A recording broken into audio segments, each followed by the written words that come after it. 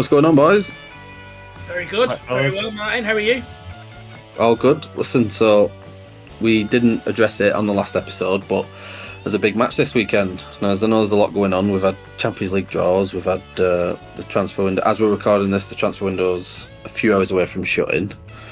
But the big one this weekend, the first FFP derby, the Arsenal v United match, my favourite match of the season, especially when it's Arsenal at home. But Liam, let's go through it. Let's do a quick preview and let's give our thoughts on this big one this weekend. So, guys, guest host of the mini podcast episode for the biggest game of the season, Arsenal versus Ten Hag's high-flying Manchester United. So, the big game, boys. How are we feeling, first of all, Martin? I am right. So, Arteta's been playing around a bit. We've had a lot of interchangeable positions going on the pitch. On Twitter, the invertibles were trending the other day because that's our new motto. Is like everyone is inverted now. So I'm a little bit skeptical, but I'm pretty confident that what I've seen of United so far, I still think we'll win. I'm still pretty confident we're going to win. Like the game against Fulham, 9 times out of 10 you win them. We conceded in the first minute and almost the last minute. It was a joke of a match. We had 99.9% possession, whatever it was. So I'm just for you carry on, I'm going to pick you up on something there, and it's a big theme at the moment with Arsenal conceding early goals at home. Are you concerned about this game, or do you think it's a feature of when you're playing against teams where you're not expecting to have early danger? Yeah, I'm more concerned against a lower team who will use that opportunity because it clearly is a vulnerability now. There was a stat going around, I think we've done it 3 times this year where we've conceded in the first minute, and I think 6 times in the first 3 minutes. Which that is more than a worrying concern. It's clearly something that other teams have picked up on and will expose straight off. Perfect. Well, early goals. Obviously, that brings me to you, Luke. 5 minutes in, was it? Nottingham Forest were 2-0 up. How do you feel going into such a big, big game? Not confident at all, to be honest. I think the same fixture last year, we went to Arsenal, we lost, and I think you men came to us and you lost at our place, didn't you, Naylor? But we were wronged by the referee, obviously. Of course, yeah. No, I'm not confident at all. I think the one probably positive point I have is we have the unknown of Højlund maybe coming into the team. So, is that the news? Is he in? Apparently so. Now I don't know if he starts. And it probably Marshall starting, which is I think all 3 of us can agree he's shocking. I don't know what he's doing at the club still. We've tried to loan him out and we've tried to get rid of him. He's just like a lingering bad smell. But you got a few of them, haven't you? Yeah, we do. To be fair, but I think if I got my United hat on, I'm hoping for a draw. But if I'm looking at it realistically, we're probably gonna lose. Well, you preempted me there. On to my next question. So when you say draw, I want a score prediction from you, Luke. How do you think this game will go? You can give me 2 answers if you want. You can give me what you think will happen and what you hope for, because I can sense that you're feeling quite downbeat about it. So let's have some predictions from you. United hat 2-2. Realistic hat, I think it could be a 3-4-1. Oh, Martin, how is that sound for you, and what do you think? It makes me feel happy when Luke feels so badly about Man United. But a 2-0 would be lovely to come back with on Monday and talk about. Realistically, I feel like Man United can nick something, and I've just always felt that this season. there's something about the way Arteta's setting up. He's almost tinkering too much. That it does. I'm not going into matches the same way I went into them last season, where you could see the plan and you could see what was happening. There's a little bit more confusion. No, that you could turn that on its head, and that could be a good thing. But yeah, obviously, I'm hoping for a win, and realistically, I think we will win, but not by a massive margin. You've touched on something that I think is very important. I'll come back to you, Luke, don't worry, with this game. And I think normally I would agree with what both of you are saying, that I think Arsenal come into this heavy favourites and you'd expect them to win. However, I think there's a glaring weakness to Arsenal at right back, which is also United's biggest strength, that area of the pitch, playing Rashford on that left-hand side, which I am 99% sure if Ten Hag's got anything about him, he'll do tomorrow. So when, essentially, where it be an inverted Thomas Partey, which I think would be a complete error on Arteta's part if he was to start with that on Sunday. Or even, is Tomiyasu fit? Is he fit, Martin? Yeah, Tomiyasu's fit, yeah. I still even think there, I think that is where the game can be won and lost for Man United. Having said that, if I was going to stick my own neck out of the line on what I think the result will be, I'm going to say 2-1 to Arsenal. But that is where the game will be won and lost, in that area of the pitch. I think you're right, and I think a lot of Arsenal fans are expecting Gabriel to come back in, which would shift Ben White back out to right back. That's what I'm hoping. Zinchenko's back fit. He's featured in the last 2 matches, and I think we may resort back to our pretty much first choice back four. Right, well, I'll pick up on that, because that's something I had written down as well. Because there's two, and I'm going to ask a question in 2 parts, Martin, then I'll come back to Luke, because I've got some great Man United questions waiting for you, Luke, don't you worry. So, yes. 2 parts to that. So, Ben White coming in at right back against arguably the best left-wing attacker in the league. Is that ideal, with absolutely no preparation in that position, in what is arguably an unnatural position for him anyway? He was filling in at points last season there. That's the first part of the question. And secondly, Gabriel played 35 games, I think, last season. Why is he not starting? Yeah, 36 then. All 36 games he played last season. What's going on there? I don't know. There is 2 schools of thought. I think there is he's maybe having his head turned, although he did sign a new contract towards the end of last season. Has he had his head turned by the Saudi money? Has that been lingering? Arsenal seem adamant that he isn't going anywhere. Or is it similar to bringing in David Raya? Is it just a new way of keeping him on his toes? Is it just a reset in the system, getting him back in? Because I think someone like Gabriel is our best threat in both boxes. He was our most consistent defender last year. I know Saliba got a lot of the plaudits, but Gabriel was our most consistent defender last season. Especially in a game where you've got Casemiro, who's proving to be quite dangerous from set pieces. I think he's vital. I'd agree there. But what about Ben White, though? That Ben White versus Rashford. What's your Ben White? On numerous occasions, Ben White performed really well last season. I know you said filling in, but I think that was just more, this is your new position. He was too good to have sitting on the bench while we had, and I think the injuries around the right back area helped solidify that position. Even when Tomiyasu was back, he didn't get looking really. Brilliant. Okay, well that's certainly going to be a big area of the pitch to watch out for. In terms of other areas of the pitch, Luke, the key thing people have talked about in Manchester United is Bruno and Mason Mount. Now, obviously, Mason Mount, I believe, is out for this game. Am I right there, Luke? Yeah. Okay, so Mason Mount's not out. So I know you're linked with Amrabat, and it looks like that might happen.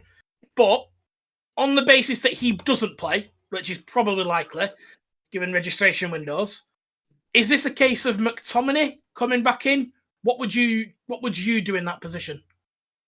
Well, I think the first point you got to address is, I think you're both assuming that Rashford's going to be playing on the left.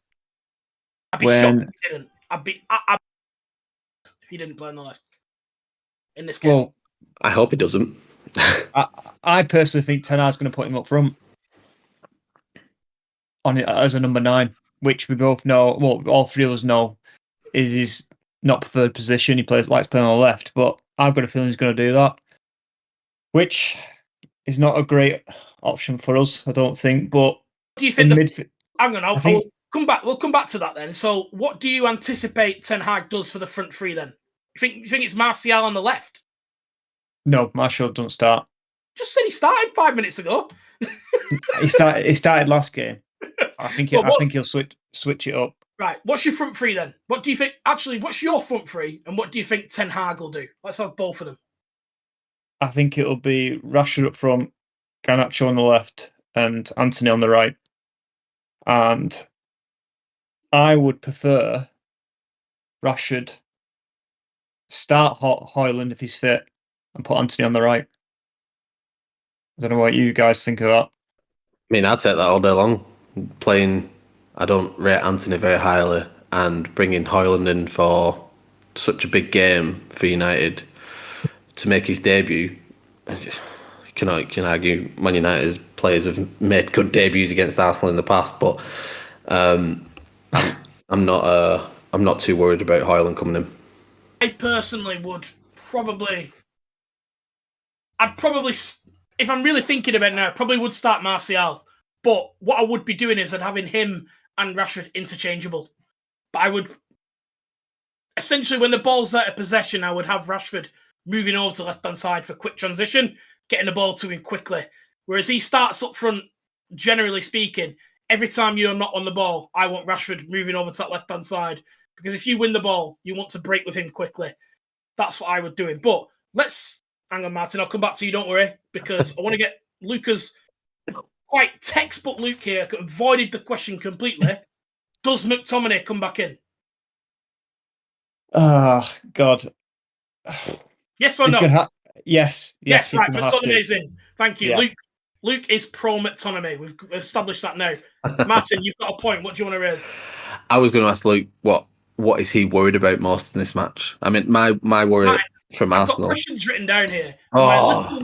My next question here, and I'm going to start with you before you railroad it. I'm the host today.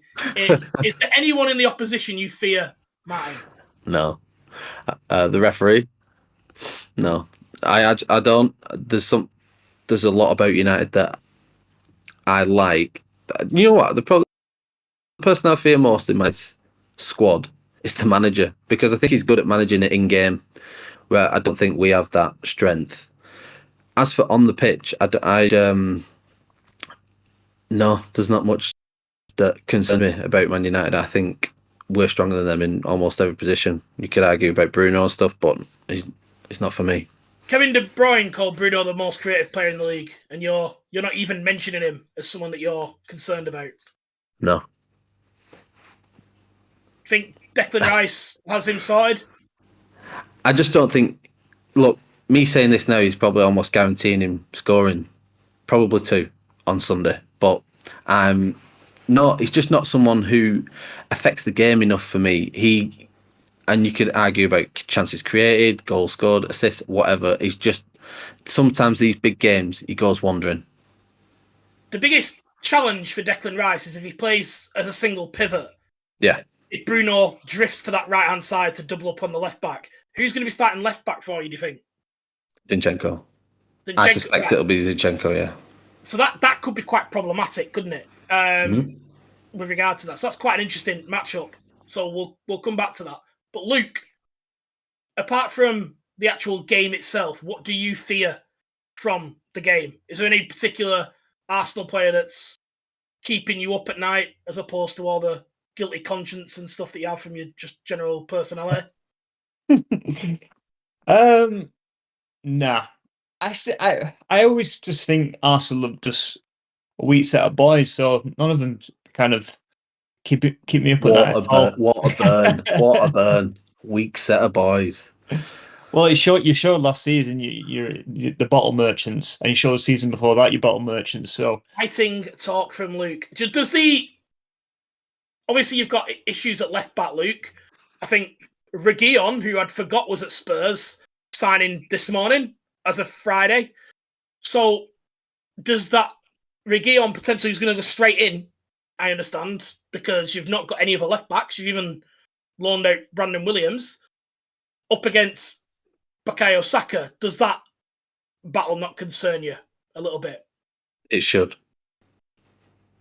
How many goals has he got this season? Saka, 2. Yeah, he's got 2 already. Is it three games we in or 4? No. This will be the 4th game. So right? 3. So yeah. Stats with a Fixing Football podcast, guys. Stay with us. So does that battle not concern you, Luke? Also, as well, it's likely to be Lindelof at left centre back, I believe, with Varane unbelievably injured. Those 2 extra minutes a week that we're discussing on that podcast has really crocked for Varane. So maybe he was onto something on there. But Lindelof and Saka, and also Martin Odegaard in that sort of right centre attacking mid area he likes to drift in. Does that area of the pitch not give you any concern, Luke, or do you think you're all right? What do you want from me? I'm concerned. I'm all the pitch are concerned. Attacking, defence. It's a big concern. We want the worry. If only the people could see the worry in your face now. The reason I asked that question in such a way, Luke, is because you were far too bullish for my liking. So I had to bring you back down to earth by pointing out real life problems for you that I think Ten Hag is literally staring at one of those magnetic whiteboards with little pictures of Lindelof and looking at it going, I can't believe another window's gone past and I'm choosing between Lindelof and Maguire to start against Arsenal. So there we go, guys. Well, is there any other business, guys? Any last comments that you have before the game, mind, that you want to make? Just as we're recording, we've got the transfer window. Luke, is there anyone you're expecting? So we've spoke about Amrabat, Reguilon's came in. Is there any other business that you think is going to be happening at Old Trafford? No, we're stuck with the FFP ruling, so that's why we're struggling with the Amrabat kind of transfer. With Reguilon, I saw he's on a loan. It's a loan. It's a loan deal, isn't it? Yeah, but I saw that Juan Bernat went on loan to PSG, didn't he? See, he's gone Benfica, I think, off the top of my head. It just seems mad, the Reguilon. Anyway, but there we are. But what about you, Martin? Do you think Arsenal are going to make any late moves in the transfer market? No, I'd be very surprised unless something crazy comes up in the last couple of hours. I think we're more focused on getting people like Nicola Pepe out. It looks like Rob Holding might be having a look somewhere as well. Going abroad, Rob Holding? Yeah, I think Besiktas have made an offer, although it was ridiculously low. We don't need... With the current squad, excluding Rob Holding, we don't need him for any Champions League sort of, UK-based registrations and stuff. So there's a chance that even if he stays, he could be left out of the Champions League squad. So I suspect he may go at this point. But I love Rob Holding, so I'm happy if he stays. Obviously, from a Bolton perspective, I do like Rob Holding, but I must admit, watching the last 2 months of your season, I think highlights that the absolute elite of the Premier League and the absolute elite of what I would think is you hoping to go quite deep in the Champions League this season. Yeah. He's not up to that, in my opinion. On, no, Luke, I agree. Yeah, I've changed my mind actually, and who I want to put up front. Oh, right, okay. I think late twist. Well, go on, please enlighten us. So I want Rashford left, I want Sancho down the middle, and I want Antony on the right. But I think Antony should be outlawed from football if he does that stupid dink cross that he does with his right foot or left foot. I hate it. A dink cross is nothing. It should be outlawed in football. Unless you've got Haaland up front who can out-muscle people, I think it should be... Do you know what I mean? Not the nailer shit. It's the dink nailer cross. The what we would call the nailer pass, isn't it? Those little shit balls with absolutely no pace on them that we had to deal with as teenagers. I know exactly which pass it is that you're talking about there, Luke. The reason you two have a problem with that is because neither of you could defend against them. The most useless attacking pass in football. All right, something that no one has ever described one of my passes as. Right, coming next week on the Fixing Podcast, the dink pass. Is it useless? Should it be outlawed from the game? Right, boys, it's been an absolute pleasure. We'll keep this nice and short. Martin, you waving your hands at like a madman. Go on, you can have the final word then. I'm just wanted to wrap it up by asking everyone who's listening, please do comment on this episode. Let us know what your thoughts are on the match going into Sunday. Also, this week coming up, we'll be recording our predictions episode for the full season. We'll be covering a lot of topics. Scott will be back joining us as well. And we're going to be going through pretty much everything. So if you follow the links on our website, fixingfootballpodcast.com, you'll be able to find where you can join in the conversation and submit yours as well. And we want to get through as many as we can during the episode. So yeah, we've had a few already, and I must admit, I'm looking at the average position of Man United is all over the shop on those predictions. I've noticed. There's a common theme on the top goal scorer as well. Yeah, no surprises for literally who everyone has predicted as top goal scorer. I'm expecting Luke to come up with something absolutely ludicrous for that. That is very much in Luke's playbook. I have. Of course you Don't worry. I'm sure you have. Right, thank you, boys. Liam, appreciate you setting this up. But we'll see you all next week. Luke, good luck on Sunday. Hopefully we nick it. Good luck. Bye, guys. Bye. Farewell.